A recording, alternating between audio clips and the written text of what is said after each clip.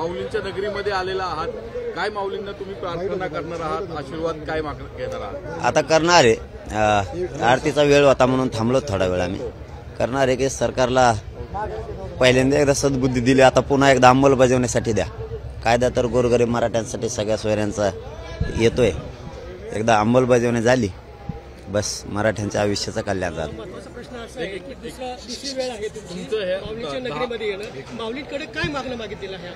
मागितलं नाही, आता मागणार आहे. 10 तारखेला तुम्ही उपोषणाला बसताय पुन्हा एकदा, त्याच्या आधीचा तुमचा हा दौरा आहे आणि त्यासाठीची ही तयारीच्या दृष्टीने हा दौरा आहे? नाही, तयारी नाहीये. आप्पासाहेब पवार म्हणजे शशिकांत आप्पा पवार यांचं प्रथम पुण्यस्मरण आहे, ते दुःखाचा दिवस आहे, त्यामुळं मुंबईला जातोय. तर मग जाताना हे 4-5 पुण्या शहरातले कार्यक्रम होते ते घेत चालू. पूर्व तयारी करण्याची मराठ्यांना आता नाही गरज.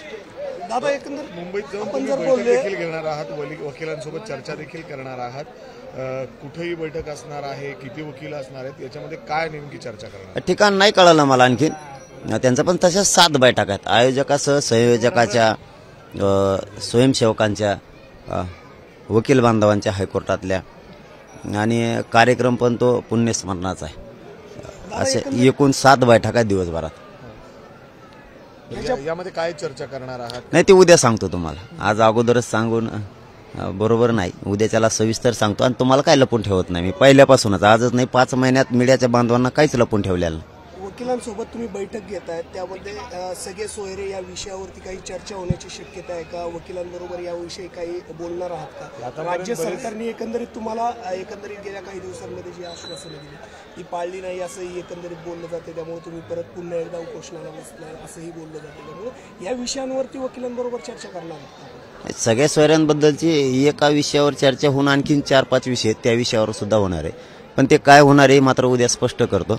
आणि त्यांनी आश्वासनं दिलेत त्यासाठी तर बसतोय, परंतु जो सगळ्या सोयऱ्यांचा कायदा पारित, जे अध्यादेश आधी सूचना निघाल्या त्याची अंमलबजावणी होणं गरजेचं आहे, यासाठी उपोषणाला बसतो. आणि मराठवाड्याचं गॅजेटही घेणं गरजेचं आहे, तेही त्यांनी घेतो म्हणले होते. त्या संदर्भात सुद्धा 10 तारखेला उपोषणाला बसतो. उल्लेख केला की आजच तातडीने कॅबिनेटची बैठक बोलवण्यात आली, अर्थात सोमवारी, जी मंगळवारी बुधवारी इतर असते. काय या बैठकीबद्दल तुम्हाला पहिलेच माहिती होती का? नव्हती, पण काय बोलणं झालं हे कळू दिलं नाही आम्हाला पण. परंतु आतून चर्चा आहे की विषय तोच होता 15 तारखेच्या अधिवेशनाच्या संदर्भातला आणि सगळ्या सोयऱ्यांच्या. पण बाहेरून कळाले, त्यामुळे त्याला अधिकृत पुष्टी करणं बरोबर नाही, किमान मी तरी. परंतु बाहेरून तुमच्या शब्दानुसार सूत्राकडून मिळालेली माहिती जो अध्यादेश काढलेला आहे त्याला काही संघटनांनी हायकोर्टामध्ये, उच्च न्यायालयामध्ये आव्हान दिलेलं आहे. तुमच्या वतीनं तुम्ही त्यामध्ये हायकोर्टामध्ये बाजू मांडणार आहे किंवा याचिका दाखल करणार आहे, प्रतिवाद करणार आहे? आमच्या बाजूनं पण केल्यात. सरकारची सुद्धा जबाबदारी आहे, कॅवेट दाखल करणं, तिथं ॲडव्होकेट जनरल उभा करणं ही सरकारची सुद्धा जबाबदारी. कारण 2001च्या कायद्यामध्ये दुरुस्ती होती म्हणल्याच्या नंतर सरकारची जास्तीची जबाबदारी आणि सरकार ती पार पडेल.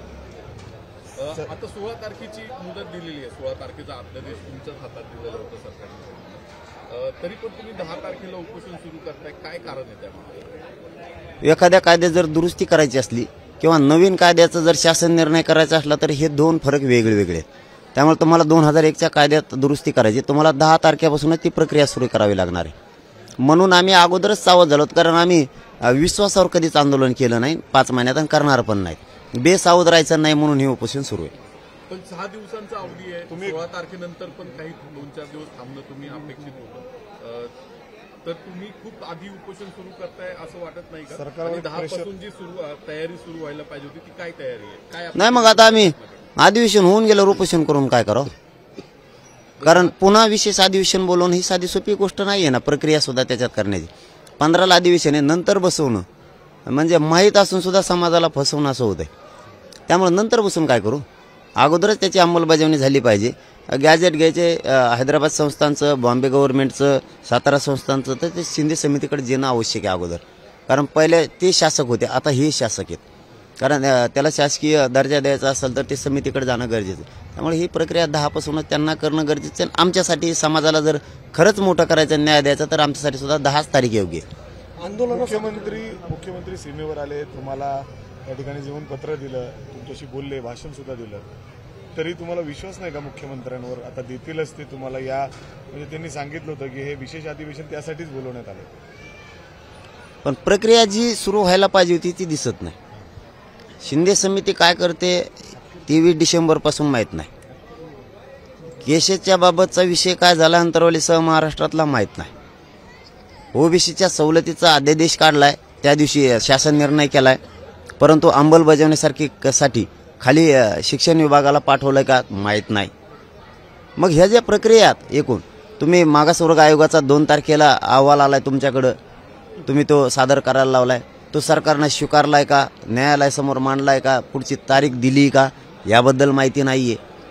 म्हणून 10 तारीख आम्हाला घेणं आवश्यक आहे. आणि अंमलबजावणी आमच्या सगळ्यात महत्त्वाचा विषय तो आहे की सगळ्या सोयऱ्यांच्या अधिसूचनेचे कायद्यात रूपांतर 15 तारखेला होऊन त्याची अंमलबजावणी होणं गरजेचं, तरच मराठा समाजाच्या लेकरांचं कल्याण होणार आहे.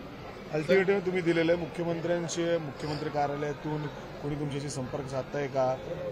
तुम्हाला आंदोलन करू नका यासाठी काय म्हणलं जातंय का? जे काही शब्द दिलेला आहे ते पाळलं जाईल? नाही, फोन पिन काय नाही, नेटवर्क जाम आहे वाटतं त्यांचं. अजून फोन नाही, नेटवर्क जाम आहे वाटतं. मुख्यमंत्र्याला कल्पना नाही तुम्ही बसणार आहे परत कदाचित? नाही, असं कोणालाच माहीत नाही, असं नाही ना. आपल्या माध्यमातून दिलेली माहिती महाराष्ट्रातल्या घराघरात माहिती, तशी सरकारला सुद्धा माहिती, पण काय असं नेटवर्क जाम असू शकतं. तुम्ही म्हटलात की सगळे सोयरेचं पहिलं सर्टिफिकेट मिळेल त्यावेळेस महादिवाळी साजरी होईल. हो, तुमच्याकडे अशी काही केसेस किंवा काही आलेले आहेत की तुम्ही हे 16 तारखेनंतर दाखल करताल आणि तो दाखला मिळेल? तुमच्याकडे कोणी वैयक्तिकरित्या अप्रोच झालाय का? मराठा समाजाचे खूप अर्ज दाखल करून ठेवले आम्ही आधीच. दाखल करून ठेवले, हो, दाखल करून ठेवले आम्ही आधीच. पाटील, एक शेवटचा प्रश्न. तुम्ही आंदोलक आहात, मराठा समाजासाठी मोठं आंदोलन उभारलं, पण तुम्ही एक सामान्य मतदार देखील आहात. आज निवडणूक आयोगाचा एक निकाल आलेला आहे. राष्ट्रवादी काँग्रेस पक्ष नाव आणि चिन्ह घड्याळ हे अजित पवारांना दिलेलं आहे. शरद पवारांना वेगळं नाव आणि वेगळं चिन्ह घ्यायला सांगितलेलं आहे. एक सामान्य मतदार म्हणून काय तुमची भूमिका आहे, काय भावना आहे?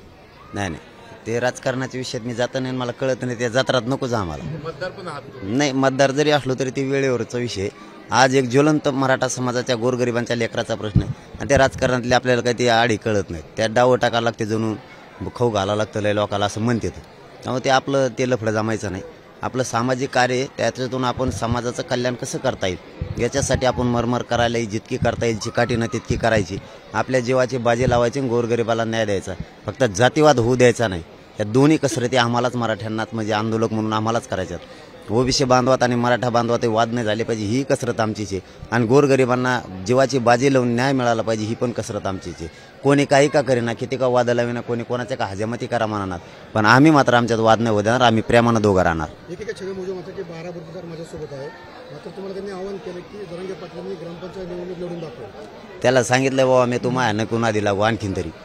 तो म्हणला होता ओबीसी जाऊन देणार नाहीत, गेलो 2.25 कोटी मराठे आत गेले. आता सगळ्या सोयऱ्यांचा अध्यादेश आलाय, तो आणखीन तरी गब्बस. आणि 12 बोलवतेदार तू सगळं पहिल्यापासून नाहीत, 12 बोलवतेदार सगळे लोक मला भेटलेत की हा मला खाऊ देत नाही. एक बी राज्यात असे घटना दाखवा की ओबीसीचं कल्याण झालंय म्हणून. 12 बोलवतेदाराचा आमचा वेगळा प्रवर्ग करा. आम्ही त्यांच्या पाठीशी उभं राहिलो, वेगळा प्रवर्ग करा म्हणून. आता त्याच 12 बोलवतेदारांना उपाशी मारण्याची भाषा करायला लागलाय. मागितली नवी बांधवाची माफी त्यानं, खरंच ओबीसी नेता आहे तर माग मोठ्या मनानं माफी. आणि तू जर मागणार नसाल तर त्याचा अर्थ असा होतो की तू जाणून बुजून अपमान केला त्यांचा, जाणून बुजून. ग्रामपंचायतींमध्ये कागद लावण्याची खरं तर घोषणा करण्यात आली, मात्र त्यामध्ये जी नोंदी आहेत त्या बऱ्यापैकी मोडी निपूट असल्यामुळे अनेकांना खरं तर त्या नोंदी सापडत नाहीये. अनेक नागरिकांची खरं तर त्याबाबत काही सरकारशी चर्चा झाली का? हो, त्याबाबतही झाली. कारण एकतर त्यांनी सांगितलं होतं ज्या नोंदी मिळाल्या त्या ग्रामपंचायतला 100% राज्यात फक्त 8% ग्रामपंचायतला लावण्यात आल्या. तेही आपण त्यांना विचारले. एकूण सगळा सार जर बाहेर काढायचा असेल तर 10 तारखेचं उपोषणच निर्णायक ठरणार आहे. आता त्याशिवाय पर्याय नाही. 2001चा कायदा तुम्ही वारंवार उल्लेख करताय, कुठला कायदा आहे? काय 2004ला मराठा कुणबी आणि कुणबी मराठा ओबीसी मध्ये आले, त्या व्यतिरिक्त दुसऱ्या कुठल्या? नाही, 2004चा जो कायदा आहे 1च्या कायद्यानुसारच सगळे बनलेत. कारण ओबीसीला आरक्षण 2000 आणि 2001च्याच कायद्यानं दिलंय, आरक्षण दिलेलं आहे. 2006चा आहे त्याच्यानंतर झालेला आहे की ते भटक्या विमुक्तांसाठी देण्यात आलं. त्यावेळेस सुद्धा ते कोणाच्या आधारावर द्यायला लागतं? 2001च्या कायद्यानुसारच.